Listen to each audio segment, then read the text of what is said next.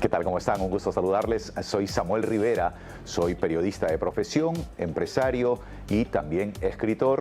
Mi segundo libro, bajo el paraguas de editorial Casasola Editores, pues se titula Sombras Azules. Es una saga de 10 cuentos donde hablo mucho sobre la realidad inmigracional.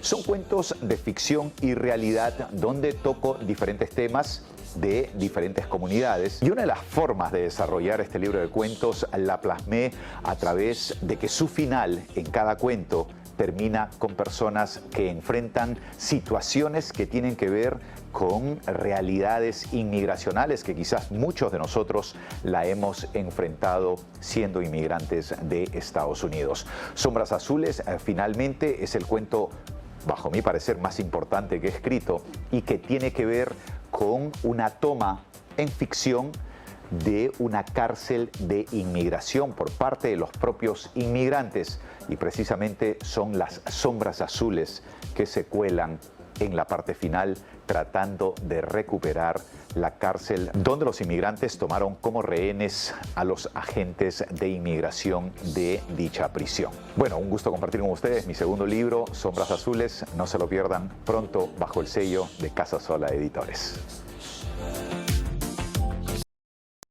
Hola amigos, buenos días, soy Fabricio Estrada, soy hondureño. Nací en Sabana Grande, Francisco Morazán, en el año de 1974.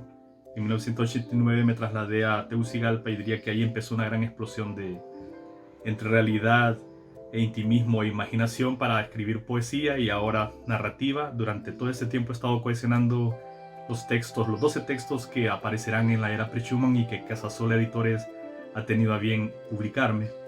Les invito a leer esta lectura híbrida entre la crónica, el cuento y la ciencia ficción, en la que intento atrapar la violencia cotidiana, la violencia de fondo que como seres humanos nos atrapa en Honduras, y obviamente hay cuentos también ubicados dentro de Puerto Rico. Ahí los van a poder leer. Están invitados entonces a explorar cómo fue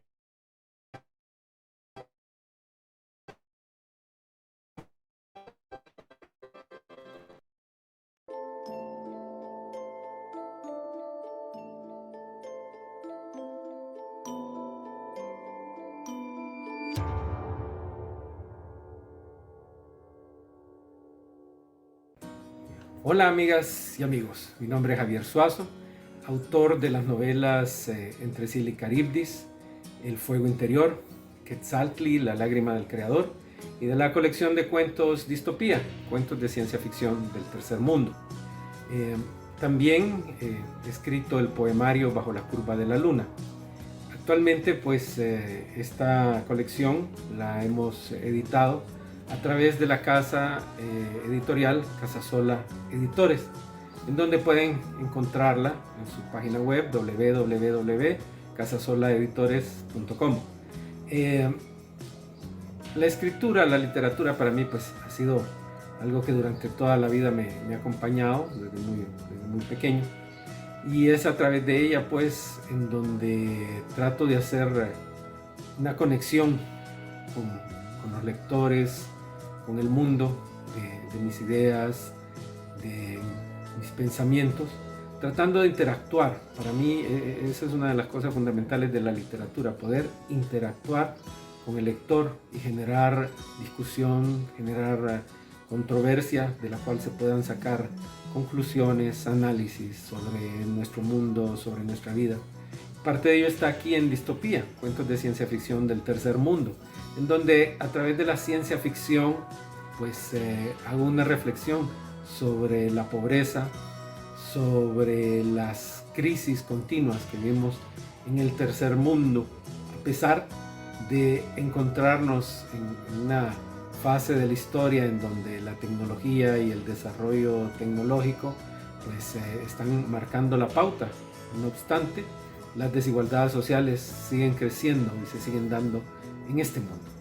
La invitación pues es a que nos encontremos en la literatura a través de estos títulos, a través de estas obras y a que conozcan también más sobre el catálogo de Casasola Editores, la casa editorial que impulsa las letras centroamericanas. Espero que tengamos pues ese encuentro literario.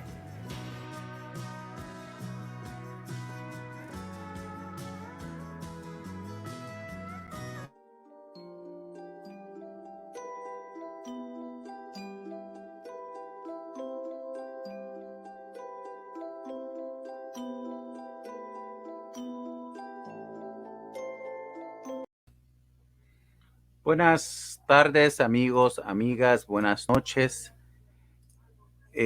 A quienes nos escuchan desde Tegucigalpa, desde San Pedro Sula, ¿no? Yo soy Oscar Estrada, a nombre de Casasola Editores le doy la bienvenida a este espacio que poco a poco hemos ido construyendo con otros autores para conversar sobre literatura, para conversar sobre cultura, sobre arte centroamericano, pero sobre todo para promocionar este catálogo que se ha construido con el aporte de grandes escritores hondureños de esta generación que tienen una voz importante de conocer, importante de leer, ¿no? Me alegra mucho ver los libros de Javier Suazo, de Fabricio Estrada, de Samuel Rivera el día de hoy, los comerciales que presentamos. Y esta tarde hablaremos también de uno de los autores que considero yo más importantes de la literatura hondureña, a pesar de que no es muy conocido, ¿no? Y eso me llama mucho la atención porque es una de los autores con una obra bastante extensa ya, ¿no? De varios libros y muy sólido a nivel de narrativa. Estaba hablando de Carlton Brull, con quien conversaremos el día de hoy a propósito del lanzamiento de la segunda edición de su novela La mente dividida, ya en Tegucigalpa, ya en Honduras también. Con Carlton tenemos una historia interesante. Cuando yo ya estaba saliendo de Honduras, allá por el año 2019, un muy buen amigo ya fallecido, Marco Tulio,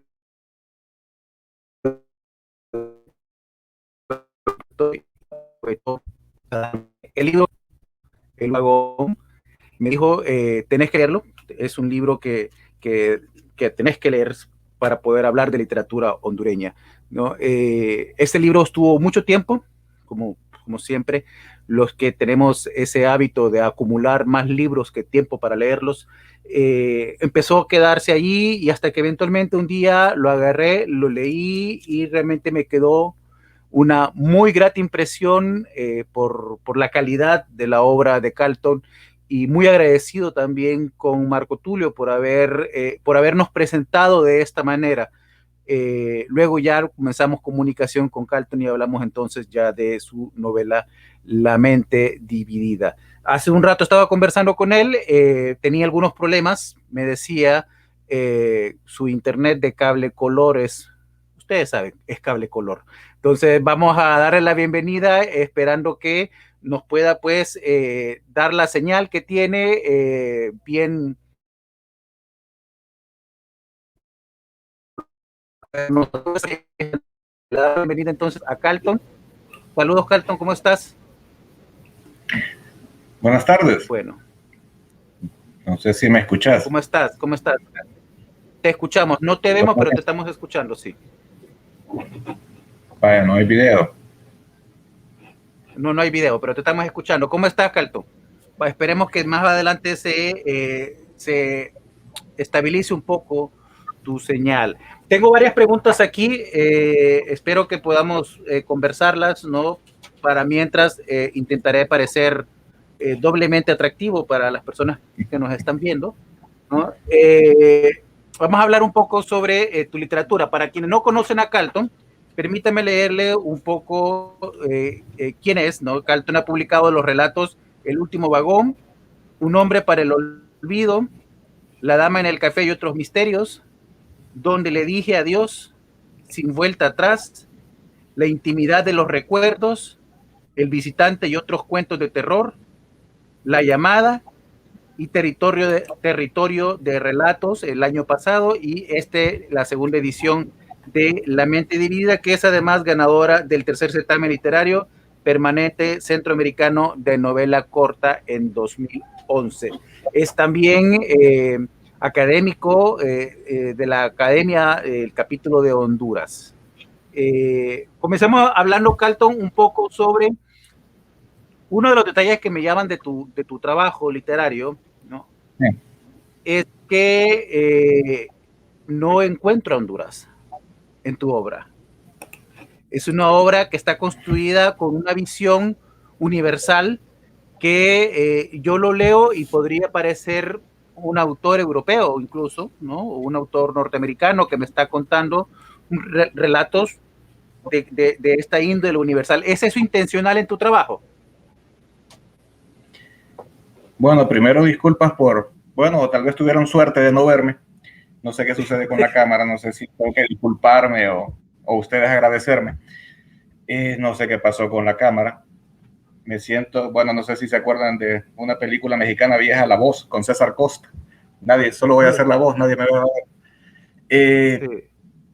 Esa es otra Claro, característica de Carlton, también vamos a conversar luego de eso. No sé qué sucedió Cinéfilo impedernido, ¿no? Si con alguien se puede conversar de cine y de literatura, es con Carlton. Gracias, aunque gracias. dice aquí Evelyn Benítez que la razón por la cual no se ve es porque tu obra es de literatura negra. Está el fondo entonces ahí. Bueno, comencemos entonces a hablar sobre esa ausencia de Honduras como una identidad dentro de tu trabajo. Parto por esta pregunta porque aquellos que venimos de Tegucigalpa sentimos una urgencia, yo le llamo un síndrome de Estocolmo que tenemos para contar permanentemente Honduras. Escribimos desde Comayagüela esperando como construir esas señales de alerta en la arena de una isla desierta, ¿no? ¿Por qué tomaste la decisión y cómo fue este proceso para decidir escribir tu literatura sin pensar en Tegucigalpa, sin pensar en Comayagüela, sin pensar en Honduras? ¿Y es posible eso? Fíjate que en realidad no fue algo, al principio, si te dijera, intencional, solamente creo que me centré demasiado en la historia. Las historias pueden suceder en cualquier lugar, no tienen que estar limitadas por ningún ámbito geográfico. O sea, todo puede suceder en cualquier lugar. Después creí que cuando continué escribiendo, creí que era tal vez lo mejor. ¿Por qué? Porque si me leían en cualquier lugar, podrían sentirse identificados, no tendrían que estar buscando referencias. No hay que investigar nada. ¿Me entendés? La historia puede suceder en cualquier lugar. Lo mismo si te fijas, tal vez se me pueda criticar, pero siempre he buscado, como hacen los traductores de las películas, hacían antes, ahora ya no, le hacían doblaje, que lo que hacían era buscar un tono neutro, que no utilizar demasiados regionalismos. Siempre los he evitado, los sigo evitando. Y así de esa forma, pues, como te digo, puede identificarse con cualquier lugar. Con cualquier lugar y con ninguno. Sí, son historias que van más a la parte psicológica, me parece, de los personajes en los cuales están narrando, ¿no? Y historias que giran, por ejemplo, entre esa conversación también que me llama mucho la atención, una conversación que mantenés constantemente dentro de tus cuentos con la literatura que lees, con el cine que consumís, ¿no? Pero también muchas referencias religiosas con la Biblia, ¿no? ¿Cómo te alimentás vos de estos elementos a la hora de construir tu narrativa? Bueno, hay un tema que sí es necesario que lo aclare. Yo estudié la escuela primaria y la secundaria en un instituto angélico. Entonces la clase de Biblia era obligatoria y leer la Biblia pues había que hacerlo todos los días. Y hay en realidad una cantera inagotable de historias en la Biblia. O sea, es una cantidad extraordinaria en apenas unas 1500 páginas, pero ahí puedes encontrar cualquier cantidad de historias. Entonces, podés asegurarte escribir los cuentos que querrás, tomando los personajes bíblicos. Igual como decís, mucha inspiración en el cine, desde luego, porque siempre me ha gustado la acción, o sea, que no solo exista un monólogo del personaje, o sea, que la personalidad del autor no tenga que explicarla el personaje, o sea, que la personalidad del personaje no tenga que explicarse él mismo, o sea, no tenga que decir yo pienso esto y se hace un monólogo de 40 páginas, sino que con 2, 3 párrafos de acciones que haga el personaje ya describiste cómo es, quién es, cuáles son sus motivaciones. Entonces, eso es lo que me gusta del cine, o sea, poder transmitir eso, o sea, en el cine te facilita la música. Si pones al personaje y le pones una música así un poco tétrica, ya sabes que es el villano. No ocupas más. O si tiene un cierto tipo de vestimenta, ya sabes que es el villano. O la iluminación, o esos detalles. La toma. Sí. O sea, si solo le enfocan los pies, ya sabes que está escondiendo y que va a hacer algo malo. O sea, tal vez lograr plasmar eso en las historias, que se cuente a través de la acción. No tanto del diálogo, no tanto de un soliloquio. Pero a la vez también esa lectura constante que tenés de esos clásicos de la literatura universal, ¿no? Pienso Jekyll and Mr. Hyde, por ejemplo, para el caso particularmente de la novela La mente dividida, ¿no? Pero también tenés algunas otras lecturas para otros clásicos de literatura con los cuales dentro de tus cuentos. ¿Vos estás construyendo un diálogo con la literatura clásica? Es que tuve la suerte de que cuando estaba pequeño, en la casa de mis papás estaba una colección de libros de una editorial que todavía existe, EDAF. Se llamaba Obras Inmortales, que precisamente eran obras de clásicos. Estaban Stendhal, Dostoyevsky, Tolstoy, Chekhov, Maupassant, Oscar Wilde, Dickens. O sea, te estoy diciendo todos los clásicos europeos, por supuesto, del siglo XIX, principios del XX, porque estaba D'Annunzio, el italiano, que anduvo peleando en la Primera Guerra Mundial, Allan Poe y algunos filósofos, incluyendo, por supuesto, a Nietzsche, que estaba en esa colección, que estaban 6, 7 libros de él. Entonces, mis primeras lecturas de literatura sí fueron clásicos. O sea, me encantó y tal vez si yo me pusiera a analizar mis propios cuentos y dijera cuáles las mayores influencias. En primer lugar, Maupassant. Maupassant es el primero. Oscar Wilde. También Poe. Y me influyó bastante pues la filosofía de Nietzsche. Entonces creo que esa mezcla de esos 4 autores fueron, más el cine, creo que fueron los ingredientes para mi literatura. Y definitivamente todos esos elementos los encontramos cuando leemos La mente dividida. Las personas que recién se están conectando, no estoy hablando solo, no están escuchando mi pensamiento hablar, es el personaje de Carlton Brull. Quedó bien La mente dividida, ¿verdad? La mente dividida. ¿Estás hablando vos solo? Estoy hablando yo solo con mi mente, ¿no? Spoiler alert, spoiler alert. A ver, Centroamérica ha tenido realmente, Carlton, diría yo, dos grandes voces literarias, ¿no? En toda su historia. Rubén Darío, definitivamente a principios del siglo XX, ¿no? Luego tenemos a Miguel Ángel Asturias a mediados del siglo XX. ¿no? Sin embargo, podemos discutir un poco estos autores que surgen de la revolución sandinista, como Sergio Ramírez, como Ernesto Cardenal, pero a partir de ahí la literatura como que centroamericana como que es invisible al universo literario, ¿no? ¿Por qué crees que se da eso? ¿Por qué crees que la literatura centroamericana no ha logrado trascender más allá de nuestras propias fronteras?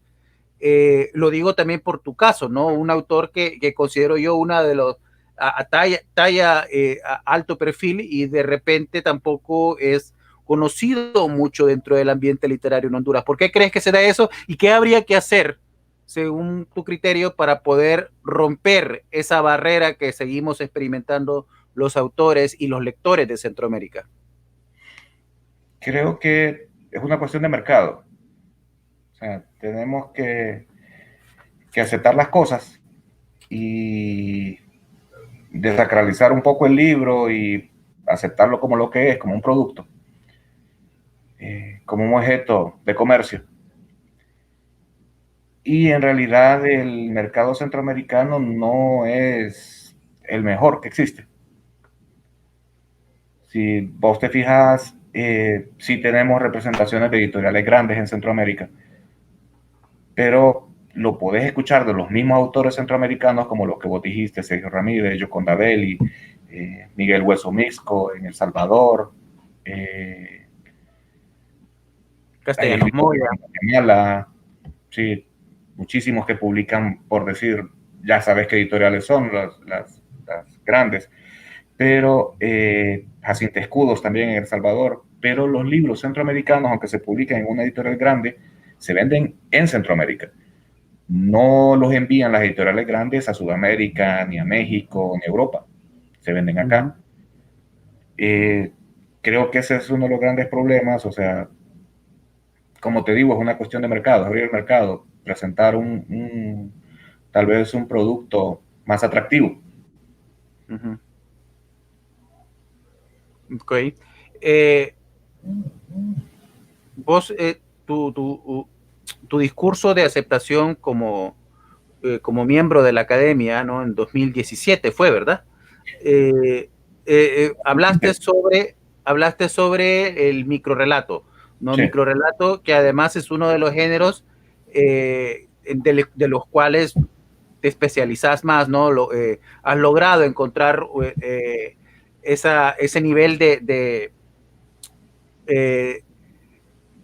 condensación dentro de tu trabajo, ¿no? ¿Cómo ves el panorama del microrrelato y por qué sigue siendo todavía un género tan poco explorado en Centroamérica? Bien, el microrrelato tuvo un auge con el Internet, o sea, hay que reconocerlo.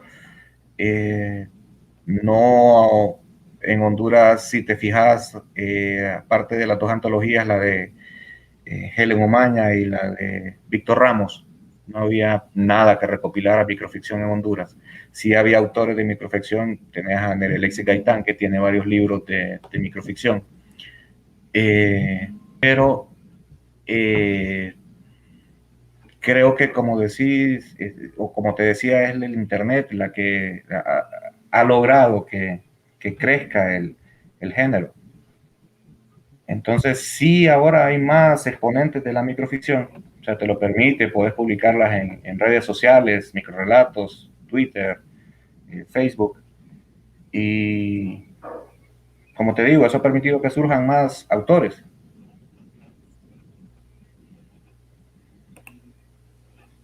Ok, pero todavía no está el género plenamente desarrollado, ¿o consideras que ya está a ese nivel, a nivel de la poesía, por ejemplo? No, por supuesto que no.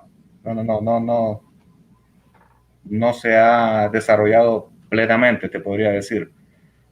O sea, no hay escritores o en este momento que se dediquen ¿cómo te diría? Por completo a la microficción.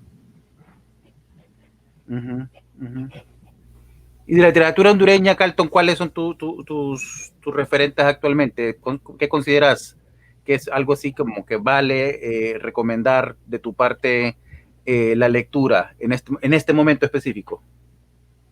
No, por supuesto, hay muchos autores. Puedo comenzar diciéndote Denis Jarita.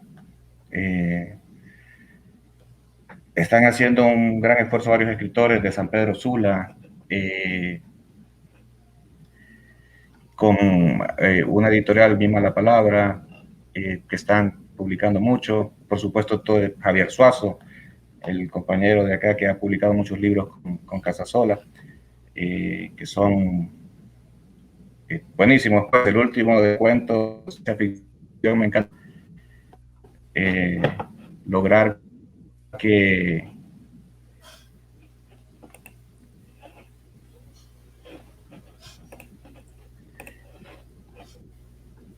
disculpame, ¿me escuchas? ¿Estás ahí todavía? ¿Estás ahí Sí, todavía? es que me está fallando ahorita el internet. Dame un momentito, voy a ver si logro conectarme. Solamente un momentito. Vamos a ir a una de las cápsulas que tenemos y mientras te damos chance para poder volver a entrar y continuar con la conversación, ¿te parece? Perfecto. Vaya pues. Entonces, sacamos a Carlton por un momento, nos vamos con la cápsula de nuestro gran amigo Emilio Fonseca, este minuto por Honduras. En este caso, pues, sigue hablando de el pescador de sirena, una muy buena novela que les recomiendo que lea, mía.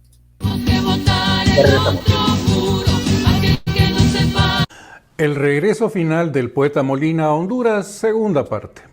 Como lo prometido es deuda, hoy concluyo con este relato imaginario sobre los sórdidos momentos finales y repatriación del poeta Juan Ramón Molina, que tomamos del libro de don Óscar Estrada Leiva, El pescador de sirenas. ¿Usted le dio la morfina?, preguntó Salvador. La mujer guardó silencio por unos segundos y negó con la cabeza. No, dijo. Eso lo traían desde San Salvador. El poeta decía que tenía varios días de no dormir y cuando lo lograba tenía pesadillas.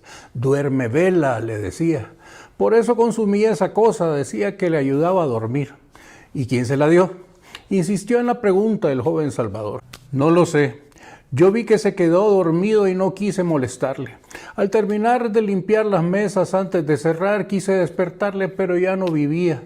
Murió así, dijo, colocando su cabeza sobre nuestra mesa, su brazo izquierdo bajo la frente y su brazo derecho colgado de un costado. Yo le quería mucho, comentó entre sollozos. Era un hombre excepcional, bravo y suave a la vez.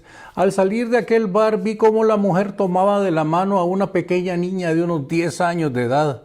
La niña era delgada y linda, su cabello negro atado en cola y sus ojos verdes. No dije nada, no necesitaba decirlo. La vi y me pareció ver al poeta, niño. Al día siguiente, Salvador me llevó al cementerio general, en donde se preparaba la exhumación de los restos de Juan Ramón.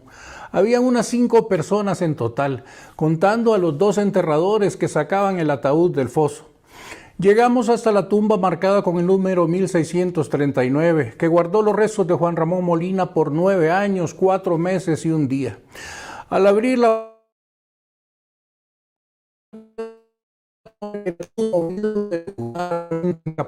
de verso por el terremoto, dijo un oficial de policía que hacía las veces de juez ejecutor. Pasa muy seguido que las cajas brincan cuando se mueve la tierra. ¿Lo abrimos?, preguntó. Yo asentí con la cabeza. Con dificultad lograron abrir el ataúd. Fue necesario usar una barra de metal para romper el empaque que se había formado con los años, sellándolo herméticamente. Al crujir las bisagras y abrir la puerta, pude ver el cuerpo intacto del poeta que parecía dormir. Enorme fue mi sorpresa al verlo así, su piel incólume con el paso del tiempo, incorrupto. Fue cuando entró en contacto con el aire que sus restos se desintegraron, dejando solo el esqueleto envuelto con un traje gastado y gris, la calavera y sus bigotes. El oficial tomó el bigote con sumo cuidado y lo colocó de primero en una pequeña urna en donde el poeta haría el viaje de regreso a casa. En el viaje, el poeta recibió los honores que en vida nunca nadie le dio. El primer lugar a donde llegamos fue Amapala, en donde el poeta Mario Rivas le dio la bienvenida en nombre de la sociedad portuaria. Flores y discursos tapizaban el empedrado de la carretera del sur que una vez fuera obligado a construir. Ancianas y niños ofrecían sus honores al hombre que cantaba a los grillos y a las mariposas. Hasta llegar a Tegucigalpa, en donde en el nuevo Teatro Nacional se le rindió honores por 5 días y sus noches. Luego, después de las pompas fúnebres y las exequias, trasladamos al poeta Molina al Cementerio General de Comayagüela. En el camino los curiosos se apilaban a orillas para ver pasar a un hombre que nunca moriría. Yo pude ver en el fondo, allá lejos de la fosa rodeada por altos funcionarios y diplomáticos extranjeros, a los amigos de Molina. No me costó reconocerlos. Su corte real, una docena de mendigos y pordioseros que llorando se arrodillaron al ver partir al último príncipe que este país pariría. Están todos invitados a visitar mi página de YouTube, Un Minuto con Honduras. Y porque de todo esto saldremos adelante, con Honduras en el corazón ahora. Usted también lo sabe. Tenemos que botar el otro muro, aquel que nos separa del futuro. Agradecemos a Emilio Fonseca por ese espacio, en este caso hablando de mi querida novela El pescador de Sirena. Les invito a que busquen su página en YouTube, su canal de YouTube y su página de Facebook, en donde comparte estos muy buenos e interesantes cortos, fragmentos sobre literatura e historia y cultura hondureña. Seguimos en la conversación con Carlton. Parece que Carlton ya logró entrar, ya podemos verlo ahí. Hoy sí, ya Afortunadamente, más o menos. Todavía sigue siendo bien cable color tu internet, pero bueno. Carlton, tenemos también una persona que nos está visitando aquí de sorpresa, que tiene algunas preguntas sobre tu obra. Damos la entrada a Yolani Martínez. Hola, Yolani, ¿cómo estás? Hola, Oscar. Muchas gracias por dejarme participar en esta presentación. Hola, Carlton. Hola, ¿qué tal, Yolani? Muy bien, muy bien. Muchísimo gusto de estar acá acompañándolos. Gracias. La verdad que estuve yo solo durante toda la primera mitad del programa, solamente viendo una pantalla negra ahí con Carlton. Vamos ahorita, Carlton, a hablar ya sobre tu novela particularmente, ¿no?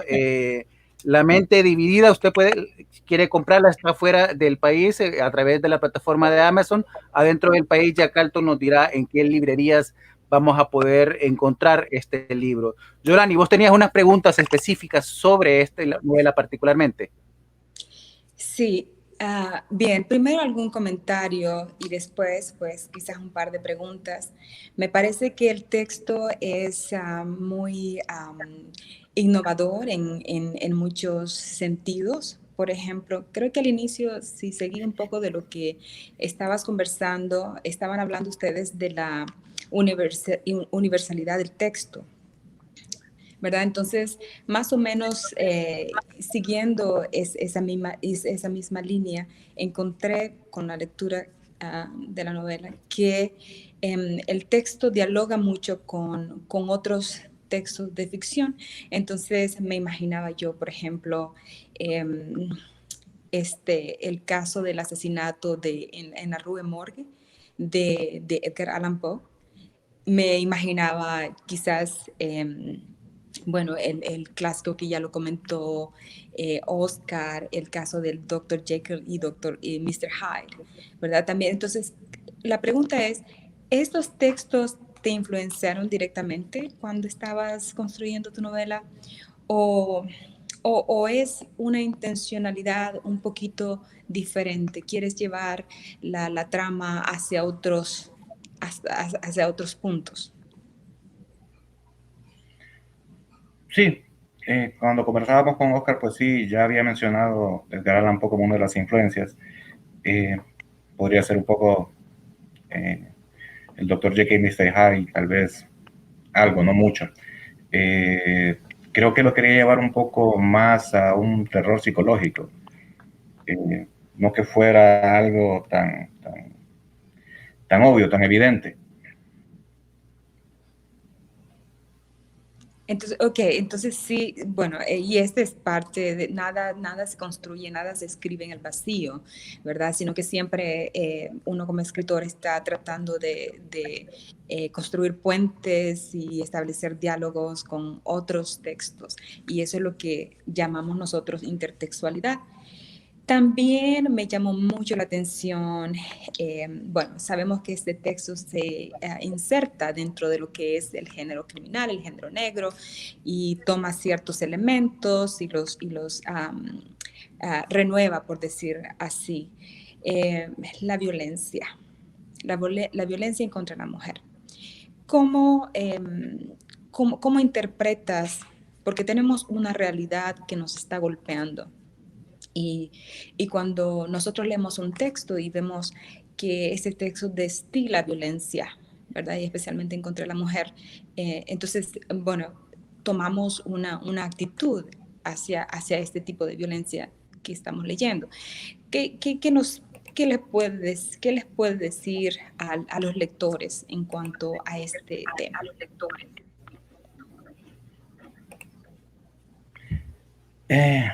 Bueno, claro que es un tema, pues, de actualidad muy importante. Me han hecho la pregunta en otras ocasiones, ¿por qué generalmente, y eso lo vamos a ver no solo en esta novela, sino en la mayoría de la literatura, en la mayoría del cine, la víctima es siempre o casi siempre una mujer? O sea, no solo en esta novela, sino en casi toda la literatura negra y en el cine policíaco o de terror. Creo que tal vez por la fragilidad, o sea, que es la diferencia entre la conceptura física, podríamos decir, la diferencia, creo que se mira más como una víctima la mujer. O sea, no es algo intencional, sino que es algo que ya lo tenemos. Si vamos a escribir o vamos o incluso alguien que haga un guión, o sea, generalmente va a buscar una víctima femenina. Sí, claro, entiendo eso y yo creo que es parte de la estética, ¿no? Parte de la estética que Sí. nos ha dado el género negro. Y eso es, y ese es mi punto, ¿verdad? Nosotros estamos, bueno, al menos yo estoy interpretando el texto de esa forma, porque como soy mujer, claro, y también me gustaría ver la mujer en un plano diferente, ¿no? Siendo ella, pues, no sé, la protagonista. Pero es importante entenderlo desde este punto de vista estética, ¿verdad? Porque también, como mencioné al inicio, se pueden tomar ciertas posiciones dependiendo de las concepciones del lector. Si Carlton Carlton salió por su cable color, ¿no? Entonces vamos a esperar que regrese, pero para mientras podemos conversar nosotros. Gracias que estás aquí, porque si no me hubiera tocado a mí mantener el monólogo. Yo considero, a mí es interesante, porque sí, la novela está muy cargada con violencia contra la mujer. Obviamente es un asesino en serie de mujeres, ¿no? Pero un poco también ese es el código, ¿no?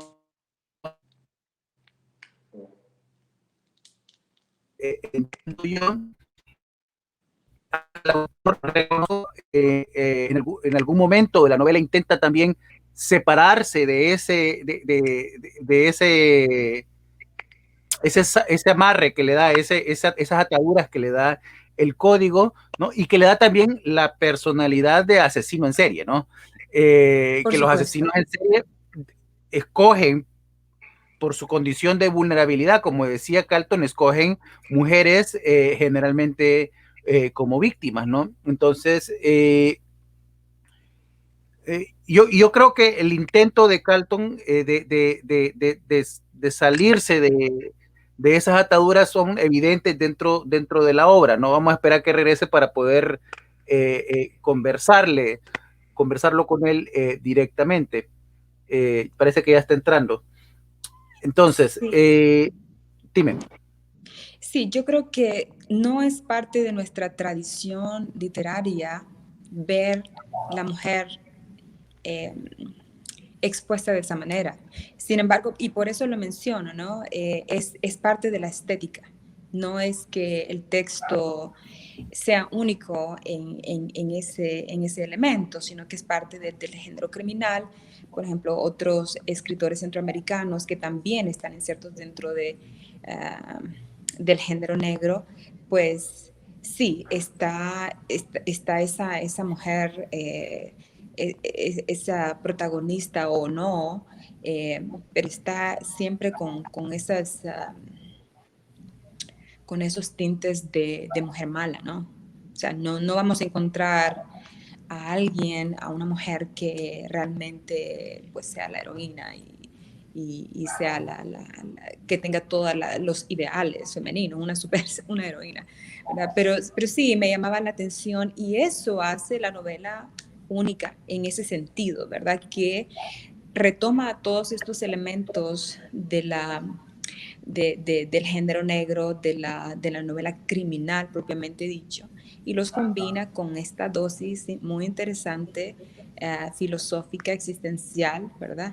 Y hasta llegar a puntos extremos muy interesantes, porque vemos la locura, vemos la falta de la crueldad, pero al mismo tiempo vemos el otro lado, ¿verdad? Ese lado que puede ser muy humano, que puede sentir remordimiento, entonces ese juego ese juego psicológico emocional, diría yo, es muy bien logrado. Me parece que ese es un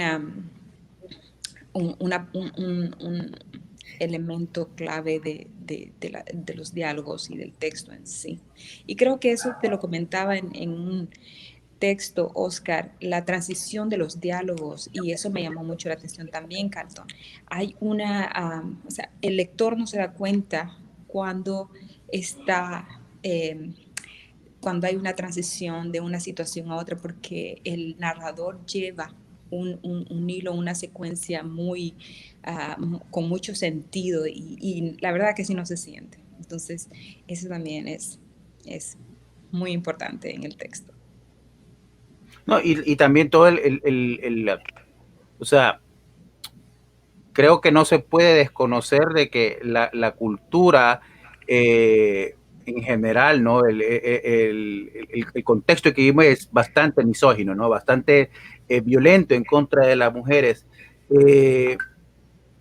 Sin embargo, me parece, y me gustaría escuchar aquí la opinión de Carlton, que sí hay una conversación filosófica, ¿no? Nietzsche es muy presente dentro del libro, ¿no? Y de hecho, de los detalles, para las personas que nos están viendo, uno de los detalles que nos ha hecho Kenny en la portada es precisamente poner en estas letras pequeñas que no se entienden, ¿no? Está un texto de Nietzsche. Entonces son de esos elementos que hacen los diseñadores como Easter eggs, ¿no? Pero que sí está ahí, ¿no? Entonces, Nietzsche está presente dentro de la novela y lo que es la concepción del bien y el mal, ¿no? ¿Y cuál es tu postura, Carlton? Vos como autor, ¿no? ¿Cuáles son los límites?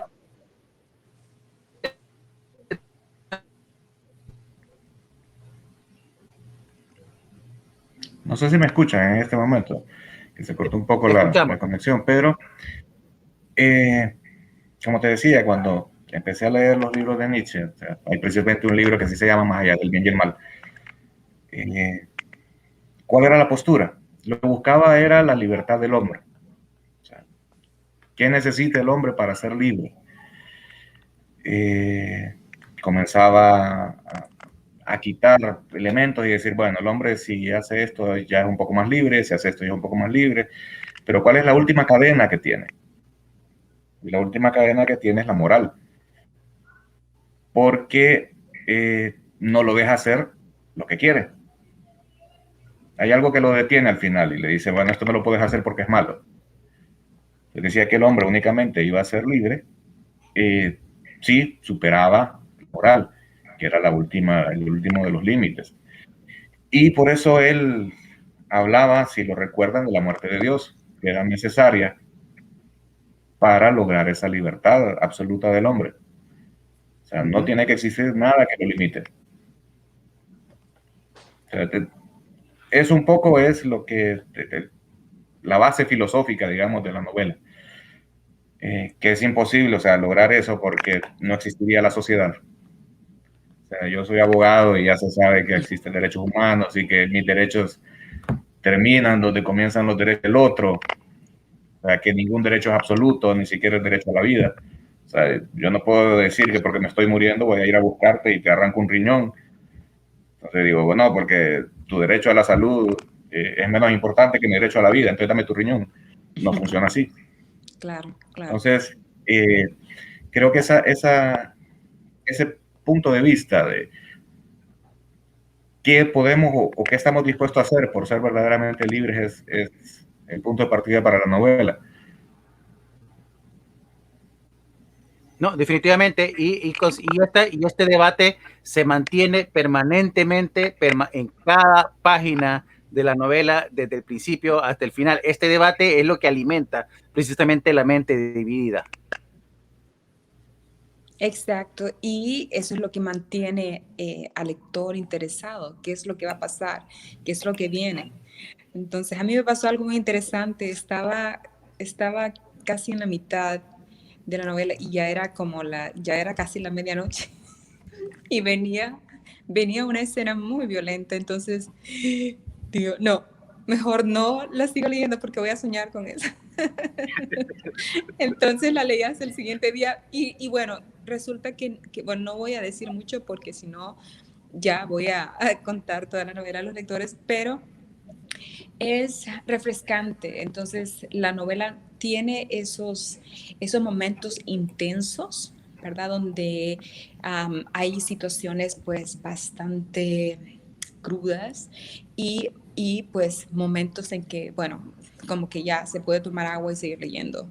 Entonces, a pesar de lo que muestra, ¿verdad? Toda esta locura, todas estas situaciones, el texto se deja leer muy bien y pues felicitaciones, Carlton, por el texto bien Gracias, logrado, gracias. bien pensado. Yo creo que este fue un trabajo académico pues amplio, porque hay obviamente tuviste que hacer mucha investigación para poder poner todos estos elementos juntos y eso pues es, hay que reconocerlo y notarlo, ¿verdad? Gracias por lo de la investigación, porque eso es importante. Creo que eso sí es necesario para cualquier libro. Igual lo podemos ver en los libros de Oscar. El pescador de sirenas. Uno tiene que hacer una investigación antes de comenzar a escribir. No voy a decir que voy a hacer una obra, una novela policíaca sin investigar nada, sin saber nada de criminalística, de criminología. O sea, es obvio que por lo menos no voy a convertirme en un experto, pero sí tener unos conocimientos básicos. Y creo que eso, ahorita que recordando la cuestión del mercado de los libros, Oscar y Yolani, que viven en Estados Unidos, ustedes cuando miran los libros, aunque sean de ficción, que son escritos en Estados Unidos, el autor agradece a cualquier cantidad de personas que le ayudaron en su investigación, aunque sea un libro de ficción. Sí, es muy cierto. Porque no inventan nada. Y eso, para mí, implica respetar al lector. Por supuesto. Porque también tenemos que tener en cuenta que ahora todo el mundo tiene Google, tiene acceso a una computadora y puede sentirse engañado. Es decir, ya este cree que soy idiota. O sea, pone esto y nada que ver. Entonces, si vas a escribir algo, pues sí considero que sí hay que informarse, sí hay que investigar. Porque eso le da sol a la literatura. O sea, claro que es muy importante cómo se escribe, pero también es igual de importante sobre qué se escribe. Claro. O sea, Sí. puedo hacer 500 páginas levantándose de la cama.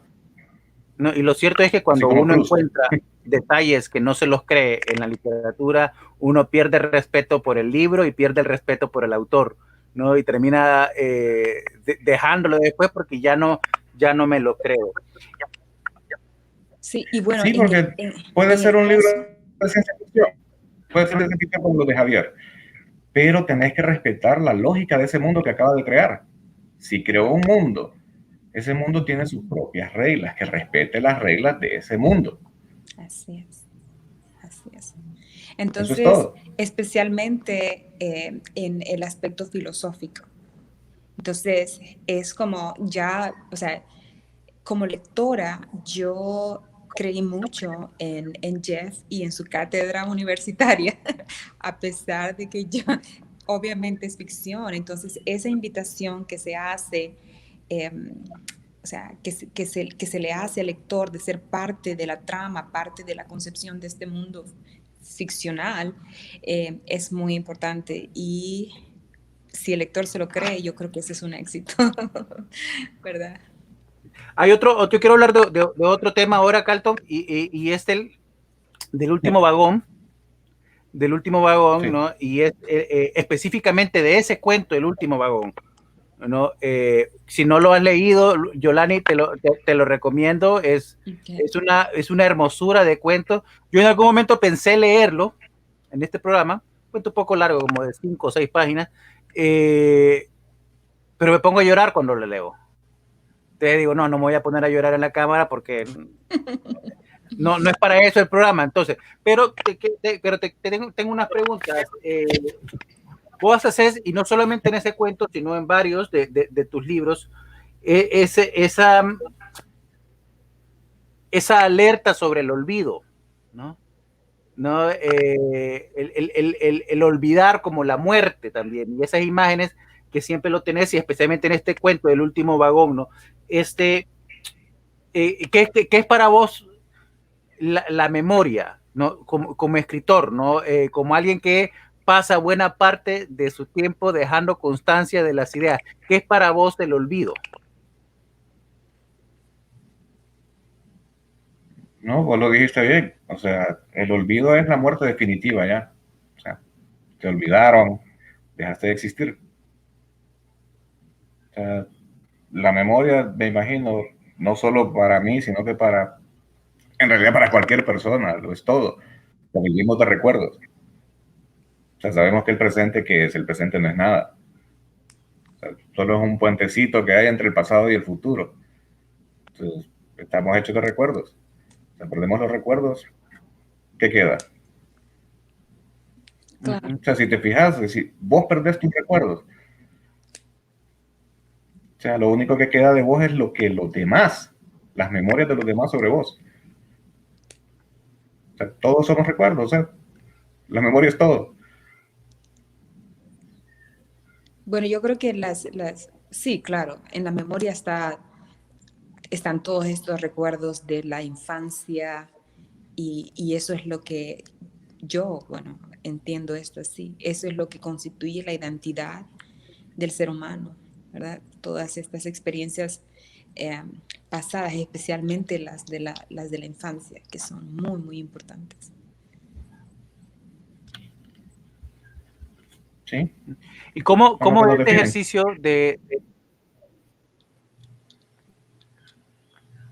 cómo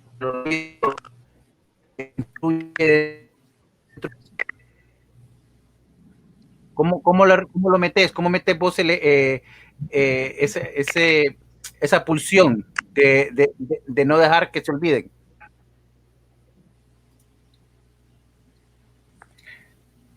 Bueno, ahí discúlpame que no te escuché la primera parte de la pregunta, se me falló el audio, pero creo que cualquiera que escribe está luchando contra el olvido. O sea, no importa lo que haga. O sea, está queriendo dejar una huella de una u otra forma, o sea, para ser recordado, para ser escuchado. O sea, no creo que exista alguien que se tome la molestia de escribir un libro revisarlo, pedirle a alguien que lo lea, luego publicarlo, y su propósito sea que después nadie lo compre, nadie lo comparta, nadie lo lea. Eso es mentira. O sea, si vos publicas algo es porque querés que sepan lo que pensás y tal vez encontrar a alguien que piense igual que vos o algunas personas que piensen igual que vos. Y lo que estás haciendo es eso, o sea, dejando tu huella, luchando, como te digo, contra el olvido.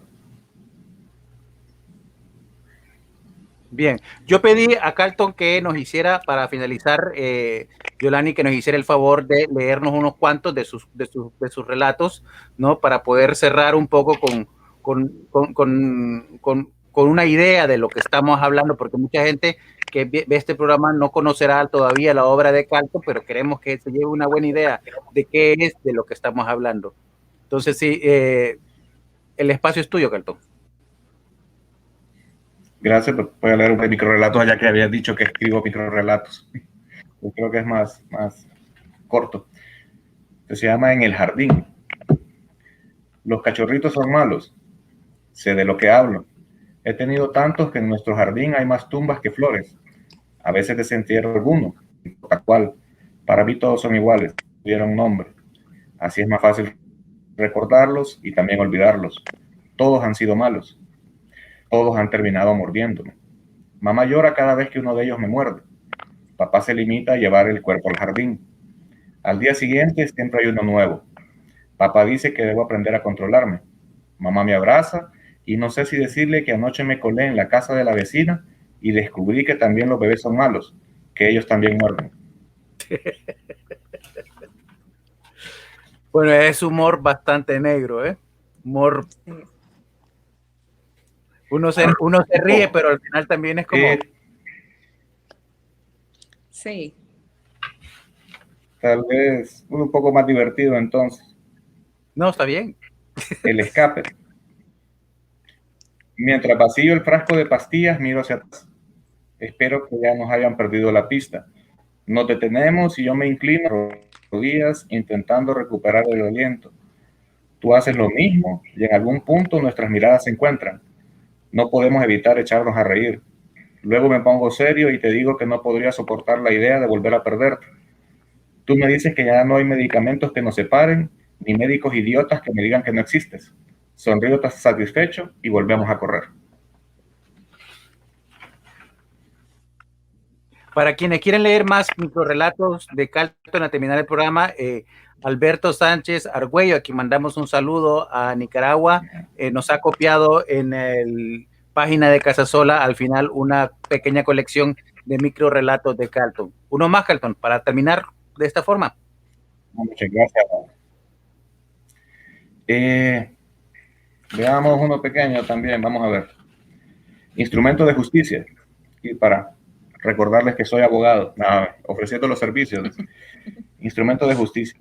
Cuando emitieron mi escrito de personación, tuve la certeza de que muy pronto prevalecería la justicia.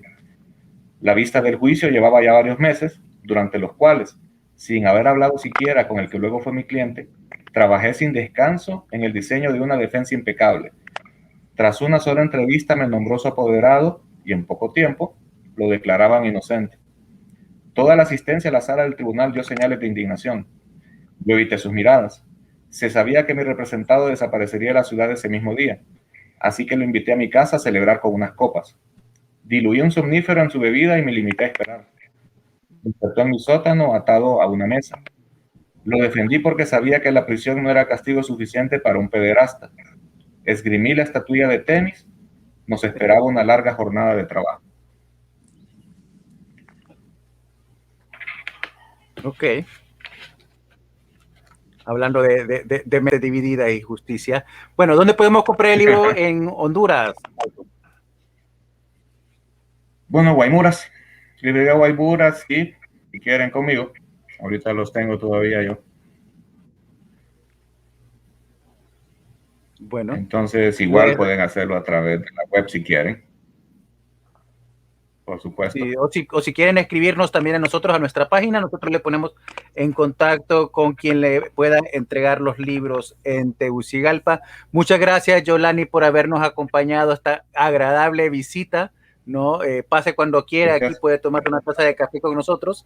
Gracias, Carlton, por el espacio y la oportunidad para conversar sobre tu literatura, sobre tu obra, ¿no? A usted, amigo, amiga que nos ve, Gracias.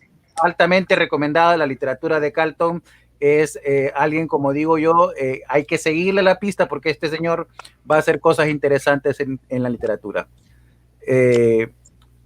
Bueno, Palabras para entonces, que quieran. solo quiero despedirme, perdón, Oscar, que te estoy Sí, interrumpiendo. Bueno, yo creo que esta es la segunda vez que nos vemos cara a cara con Carlton, ¿verdad?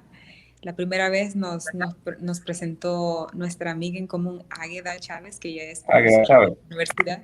Sí, entonces, y no sé si está viendo, ojalá que esté viendo esta presentación. Pues no, gracias por la oportunidad, gracias por los textos. Es refrescante. Yo estoy muy contenta por el trabajo que estás haciendo. Entonces, hay que seguir haciendo Muchas este gracias. tipo de labor intelectual, porque escribir va más allá del simple hecho de sentarse y poner cosas juntas, es investigar, es un trabajo académico, es un trabajo intelectual. Entonces, felicidades y pues voy a esperar con ganas las siguientes novelas porque se te dan muy bien. Gracias. Vamos a ver. Vamos a dejar un poco el cuento entonces. Y gracias, Oscar, por dejar la puerta abierta. A la orden. Carlton, nos despedimos entonces y Gracias, muchas gracias.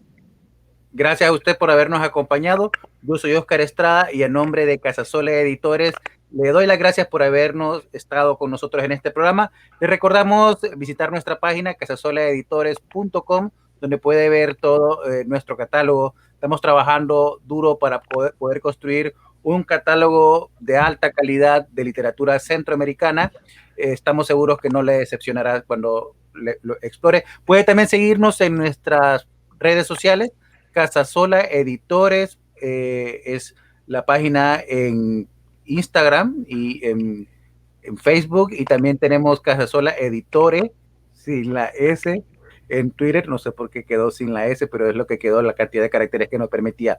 Gracias y a nombre de, nuevamente, yo soy Oscar Estrada y hasta el próximo viernes, que tendremos, si el calendario me dice aquí, a Fabricio Estrada hablando de su primer libro de narrativa, muy bueno también, ¿no? La era pre-Truman. Nos esperamos acá entonces el próximo viernes.